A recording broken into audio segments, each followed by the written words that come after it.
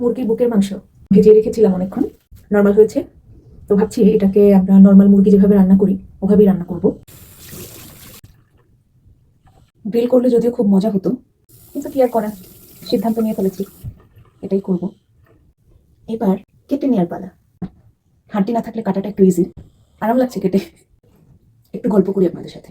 আমি দেখা যায় যে দু একটা ভিডিও করলেই স্টোরেজ পাই না পরবর্তী ভিডিও করার জন্য। আর আমার কোনো ভিডিও ডিলিটও করতে ইচ্ছা হয় না, কোনো ছবি ডিলিট করতে ইচ্ছা হয় না। আমি সেই আগের যুগের মতো, মানে ছবি তুলেছি মানে এটা রেখে দিতে হবে। কেউ কেউ আছে যে আপলোড দিয়ে ডিলিট করে ফেলে। আমার মনে হয় এটা একটা স্মৃতি, এটা রেখে দেওয়া উচিত। বছরের পর বছর রেখে দেই মোবাইল, এদিকে মোবাইল ভিডিও করার জন্য কোনো জায়গা নেই, কিন্তু ডিলিট করতে মায়া লাগে। এরকম কে কে আছেন বলেন তো, কিভাবে স্টোরেজ ম্যানেজমেন্ট করেন?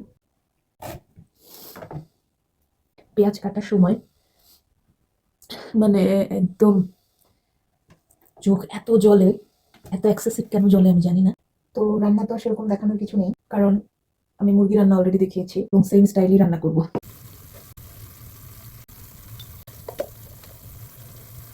যারা দেশের বাইরে আসবেন তারা বেশি বেশি মশলা এবং শুকনো মরিচ নিয়ে আসবেন। এই যে এতটুকু শুকনো মরিচ আছে, আর শুকনো মরিচ না, সরি, গুঁড়া মরিচ, এবং খুব ভয় ভয়ে দিচ্ছি অল্প অল্প করে।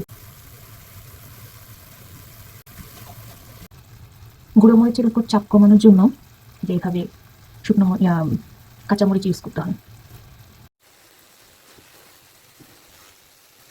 রান্না শেষ এবং এত মজা হয়েছে, ঝাল ঝাল। এখন খাওয়ার পালা। ভাত নিয়ে ফেলার পর মনে হলো রুটি দিয়ে খেলে বেশি ভালো হতো।